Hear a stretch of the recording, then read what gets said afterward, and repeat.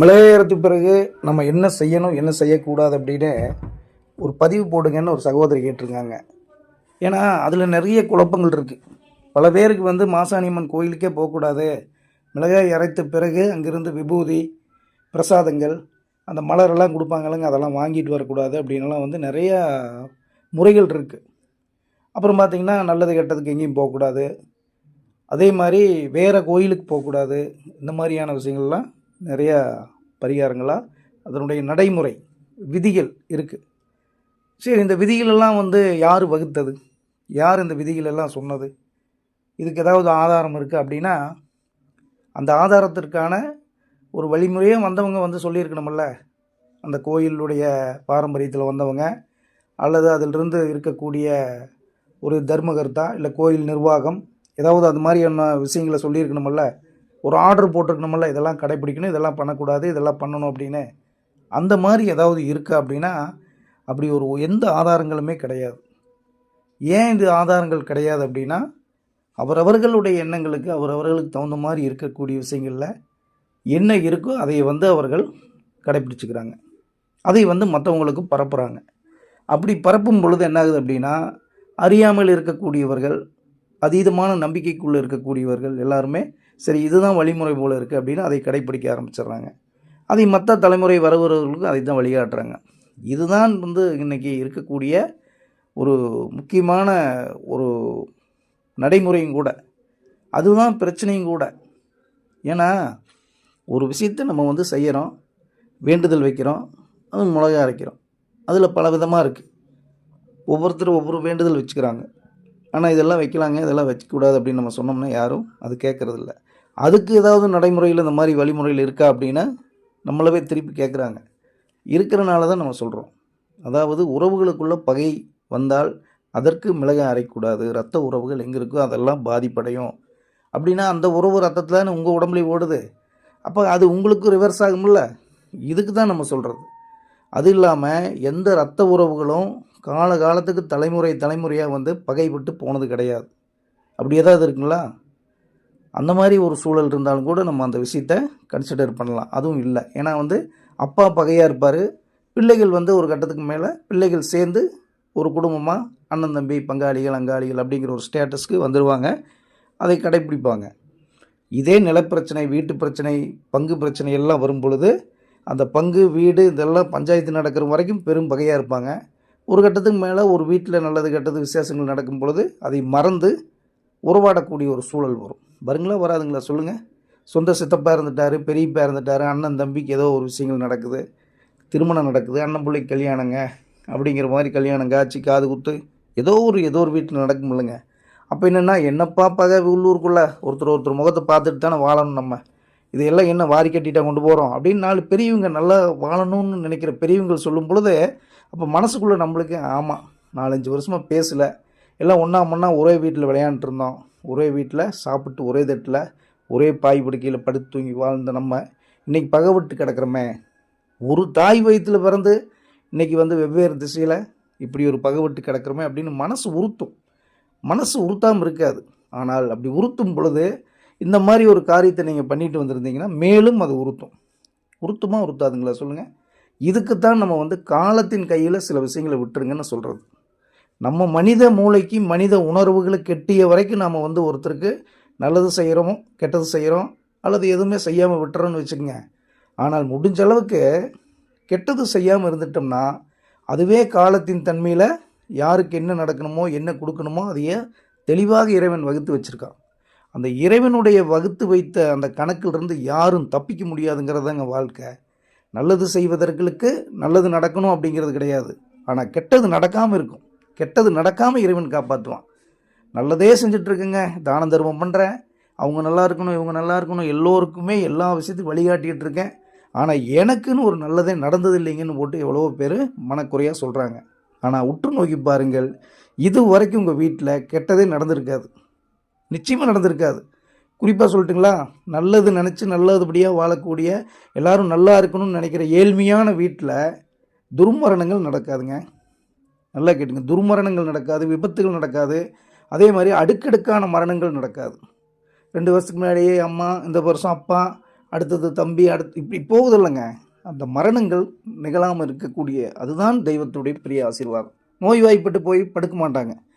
இப்போ தாங்க ஒரு 50,000 போய் மருத்துவ செலவு பண்ணிட்டு வந்த கடன் வாங்கி, அடுத்தது பார்த்தா ஆப்ரேஷன் பண்ண சொல்லிட்டாங்க.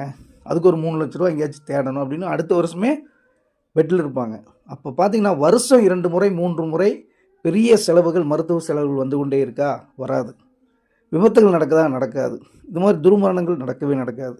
இதெல்லாம் நடக்காமல் இருக்கிற அளவுக்கு நம்ம வாழ்கிறோமில்லங்க, இந்த வாழ்க்கை தான் இறைவன் கொடுக்குற புண்ணியம். சரிங்களா? இங்கே சொத்து பத்தெல்லாம் வாரி கட்டிட்டு போகிற எல்லா விஷயங்கள்லையுமே இருக்கக்கூடியது பாவத்தின் சேர்க்கை தான். அதுதான் உயிர்காரகம், பொருள்காரகம் என்று வகுத்து வைத்திருக்கிறார்கள். நீங்கள் பொருளை தேடி ஓடினீர்கள் என்றால் அதனுடைய அதீதபட்சமான விகிதத்தில் பாவங்களும் இணைந்திருக்கிறது. இங்கே நம்ம பார்க்கக்கூடிய பல கோடீஸ்வரர்கள், சாம்ராஜ்யங்கள், தொழிலதிபர்கள் எல்லோருமே பார்த்திங்கன்னா ஒரு பாவ கணக்கிலிருந்து தான் அதனுடைய சாம்ராஜ்யத்தை உருவாக்கியிருப்பாங்க. அந்த பணங்காசு சம்பாதிச்சிருப்பாங்க. யாரும் ஏமாற்றாமல் அந்த ஒரு விஷயத்துக்கு அவ்வளோ ஒரு உயரத்துக்கு வந்திருக்க முடியாது. அப்போ அதனுடைய அடுக்குகள் அடுத்த தலைமுறைக்கு வரும். சரிங்களா? அம்பானி எவ்வளோ பெரிய ஆள், எவ்வளோ பெரிய சாம்ராஜ்யத்தை விட்டுட்டு போனது 2 பசங்க தான். 2 பசங்களுக்கு சரிபாரியே கொடுத்துட்டு போனார். முகேஷ் அம்பானிக்கு 5 லட்சம் கோடி, அனில் அம்பானிக்கு 5 லட்சம் கோடி. இதில் ஒரு விசேஷம் என்னென்னா, அனில் அம்பானி தான் முகேஷ் அம்பானியை விட பிஸ்னஸில் ரொம்ப சிறந்தவர். அது இல்லாமல் தந்தைக்கு பிடித்தமான நம்பிக்கையானவர்.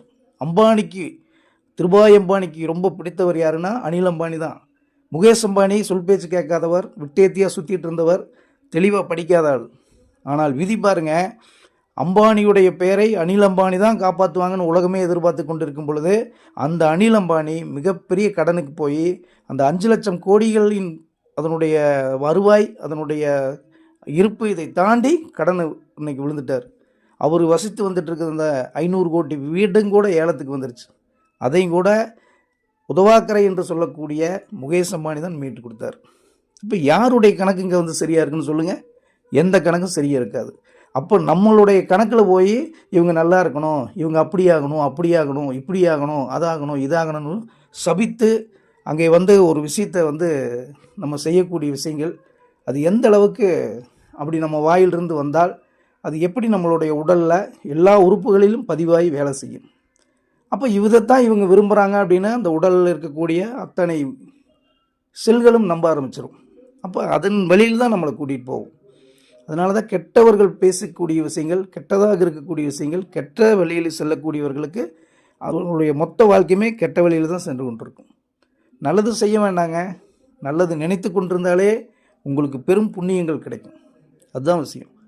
அதனால் போய் விழுந்து கும்பிட்டு மற்றவர்களை வந்து ஏதாவது வழியில் அவங்க விழலணும், அவங்க வளரக்கூடாது, அதை பண்ணணும், இதை பண்ணணும், பழி வாங்கணுங்கிற எண்ணத்தோடு கோயிலுக்கே போகாதீங்க. இந்த விஷயத்தை பண்ணுங்கள், இதை பண்ணாதீங்க அப்படிங்கிறதுக்கான ஒரு வழிகாட்டல் தான் இது. அதனால் நீங்கள் மிளகாய் அறுத்துட்டு வந்துட்டிங்களா, சரி தெரியாமல் பண்ணிட்டீங்க, விழுந்து கும்பிட்டு எண்ணெய் கேப்பு 90 நாளுக்குள்ளே பண்ணிடுங்க. நடந்தால் தான் பண்ணணும், நடக்கலைன்னா பண்ணக்கூடாது அப்படின்னலாம் இல்லை. நீங்கள் மிளகாய் அறுத்து விட்டீர்கள், தாயை குளிர்ச்சி பண்ணுங்கள், தாய் பார்த்துக்குவா. தெய்வத்துக்கிட்ட ஒப்படைங்க. நம்ம மூளை கெட்டன வரைக்கும் நம்ம வாழ்கிறதெல்லாம் வாழ்க்கை கிடையாதுங்க. அதை தாண்டி இறைவன் ஒன்று ஒரு பாதை வகுத்து வச்சுருக்கான். அந்த வாழ்க்கை தான் நம்மளுக்கு அமையும். அதனால் நல்லது நினைத்து நல்லது செஞ்சு செயல்பட்டு நம்மளுடைய பாதையில் சென்று கொண்டே இருந்தால் நிச்சயம் தெய்வம் வழிகாட்டும். சரிங்களா? அதே மாதிரி இந்த கோயில் குளத்துக்கு போகலாமா, அங்கே போகலாமா, இங்கே போகலாமா, மிளகாய் அரைச்சிட்டு வந்து இளவுக்கு போகலாமா, நல்லது கெட்டதுக்கு போகலாமா அப்படின்லாம் கேட்குறாங்கல்லங்க. எல்லாத்துக்கும் போகலாங்க, எந்த ஒரு தவறுமே கிடையாது. பிரசாதமெல்லாம் எடுத்துகிட்டு வரலாம். சரிங்களா? கர்ப்பிணி பெண்கள் அரைக்கக்கூடாது, விரதம் இருந்து மாலை போட்டவர்கள் அரைக்கக்கூடாது. சபரிமலை இந்த மாதிரியான பாத யாத்திரை, இந்த மாதிரியான வந்து ஒரு தெய்வீக அந்த யாத்திரையை சென்று கொண்டு வர ஆன்மீக யாத்திரை மேற்கொண்டு வர்றவங்க அங்கே வரும்பொழுது இந்த விஷயத்தை பண்ணக்கூடாது.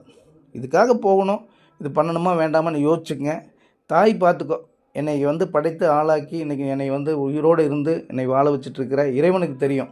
அதனால் இறைவன்கிட்ட ஒப்படைச்சிட்றேன், தெய்வத்துக்கிட்ட ஒப்படைச்சிட்றேன் அப்படின்னு வேண்டிக்கிங்க. அதுதான் நல்ல சிறப்பான வேண்டுதல். 4 பேர்த்துக்கு சாப்பாடு வாங்கி கொடுங்க. சரிங்களா? அது வந்து அவர்கள் வயிறு குளிரும் பொழுது உங்களுடைய பிரச்சனை தீரும்.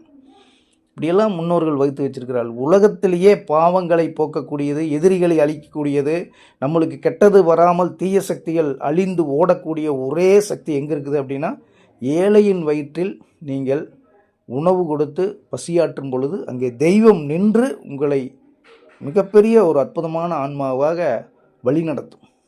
கண்கூடான உலகத்தின் மிகப்பெரிய சக்தி அது. அதனால தான் கோடீஸ்வரர்கள் எல்லாம் அன்னதானம் கொடுக்கறதுக்கு அவ்வளோ விஷயங்களை பணத்தை இறக்கிச்சு எல்லாம் பண்ணிகிட்ருக்காங்க.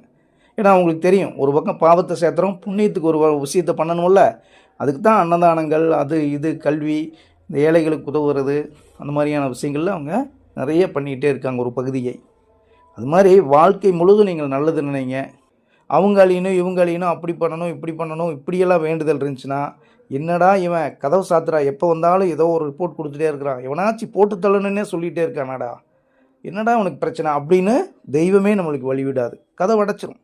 அதனால் நிச்சயமாக உங்களுடைய வேண்டுதல், உங்கள் மனப்பூர்வமாக நான் நல்லா இருக்கணும் அப்படின்னு மட்டும் நீங்கள் வேண்டினீங்கன்னா, உங்கள் வாசலில் தெய்வம் வந்து நின்று உங்களுக்கு ஆசீர்வாதம் கொடுக்கும். தெய்வம் உங்கள் வீடு தேடி வரும், நிச்சயம் நல்வழிப்படுத்தும். குருவே சரணம். தாய் மாசாணியை போற்றி போற்றி. நன்றி, வணக்கம்.